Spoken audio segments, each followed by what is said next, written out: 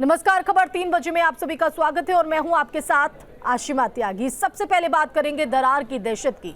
जोशीमठ भूदसाव से बद्रीनाथ हाईवे पर लगातार खतरा बढ़ रहा है, तो 20 से ज्यादा स्थानों पर सड़क जो है वो धंस गई है। भूदसाव से हाईवे पर खतरा बढ़ा, पुरानी दरारों की चौड़ाई बढ़ते हुए नजर आ रही है। भूदसाव की वजह से आपदा से प्रभावित चमोली जिले के जोशीमठ में बद्रीनाथ हाईवे भी जगह जगह धंस रहा है, जिसकी तस्वीर आपके टीवी स्क्रीन पर 20 से ऐसी ज्यादा जगह है जहां पर ये सड़क धंसती हुई नजर आ रही है। तो भूदसाव से हाईवे पर खतरा बढ़ते हुए जो पुरानी दरारें हैं वो चौड़ी होते हुए बढ़ती नजर आ रही हैं, जो आप तस्वीरों में देख रहे हैं। चमोली जिले के जोशीमठ में बद्रीनाथ हाईवे पर जगह जगह जो है वो धंस रहा है। बीते कुछ दिनों में हाईवे पर दरारों का उभरना तेज हो गया है। ये हाल तब है जब यहाँ पर ज्यादा आवाजाही नहीं है। इस मार्ग से गिने चुने वाहन ही गुजरते हैं, लेकिन देखिए आलम किस तरह से है जो लोगों को डरा भी रहा है।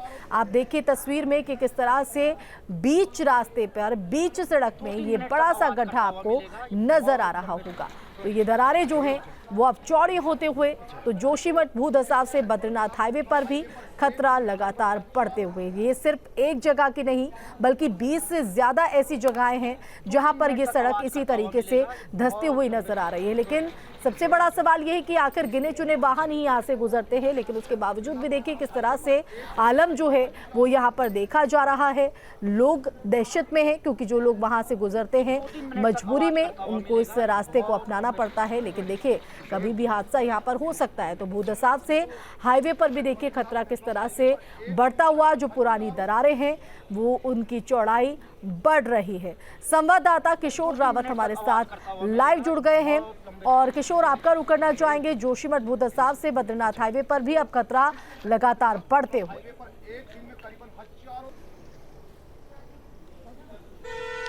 बिल्कुल, जिस तरीके से जोशीमठ में कई ऐसे इलाके हैं जहां पर भूधसाव हुआ है, जिससे दरारें आई है और सबसे बड़ी बात है लोगों के घरों में भी दरारें आई है। अब ऐसे में जो बद्रीनाथ हाईवे है उसके भी बहुत सारे हिस्से हैं जहां पर दरारें आई है और जिस तरीके से तस्वीरों में साफ दिख रहा है कि गहरे खड्डे हो गए, तो वो थोड़ा चिंताजनक है क्योंकि 22 अप्रैल से चारधाम यात्रा शुरू होने वाली है और 27 अप्रैल को भगवान बद्रीनाथ जी के कपाट खुलेंगे। तो ऐसे में वही रूट है जिस रूट से लोगों को यात्रा करनी है। तो ऐसे में वहाँ के जो स्थानीय प्रशासन है और जो बीआरओ की टीम है, पीडब्ल्यूडी है, वो उस चीज़ का जायज़ा ले रहे हैं और वहाँ पे लगातार जो एक्सपर्ट्स की टीम लगी है वो भी ध्यान रख रहे हैं कि आखिर इस जगह पे अचानक से दरारें क्यों आई है। अब ऐसे में दरार आने से चिंता ज़रूर बढ़ती है क्योंकि उसी रास्ते से गाड़ियों ने निकलना है, श्रद्धालुओं ने निकलना है, तीर्थयात्रियों ने निकलना है और जब यात्रा खुलने से पहले जो वहाँ पे व्यवस्था देखने वाले अधिकारी है या फिर कर्मचारी, उनको भी जाना है।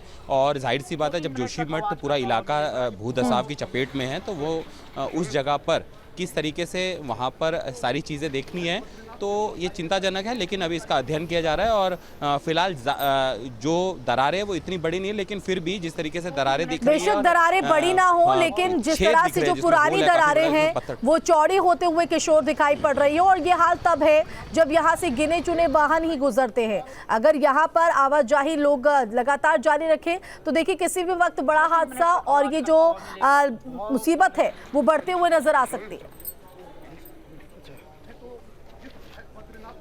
बिल्कुल, चूंकि जो एक बाईपास बनाया जा रहा है उस बाईपास को जल्दी से बनाना होगा क्योंकि जोशीमठ का जो स्थिति है, जोशीमठ की जो भूगर्भीय स्थिति है और तमाम जो आसपास की स्थितियां हैं उसको देखते हुए अभी आपने ठीक कहा कि वहां पर अभी फिलहाल वाहन इतने ज़्यादा जाने नहीं रहे, लेकिन जब यात्रा खुलेगी और लगातार वाहन जाएंगे तो, और बद्रीनाथ की अगर बात करें, बद्रीनाथ जी धाम की बात करें तो वहाँ सबसे ज़्यादा वाहन जाते हैं क्योंकि मंदिर वहाँ से ज़्यादा दूर नहीं है, बिल्कुल गाड़ियों तक जाया जाता है और वहाँ से बमुश्किल से 100 मीटर दूर मंदिर है। तो ऐसे में इस जगह पे वाहन ज़्यादा जाएंगे, आर्मी के वाहन भी है और चूँकि जब बर्फ़ पिघल जाती है तो जो वहाँ के स्थानीय लोग हैं जिनके गांव है नीतीमाणा, वो भी वहाँ जाते हैं। तो जाहिर सी बात है ऐसे और जाहिर तौर पर ये चिंता इसलिए भी बढ़ती हुई क्योंकि चारधाम यात्रा की भी शुरुआत यहाँ पर होने वाली है और उससे पहले अप्रैल में इस तरह की जो दरारें हैं वो यहाँ पर अगर देखी जा रही हैं उससे पहले, तो ये कहीं ना कहीं वाकई चुनौती को बढ़ाते नजर आती है। फिलहाल बहुत शुक्रिया किशोर तमाम जानकारी के लिए।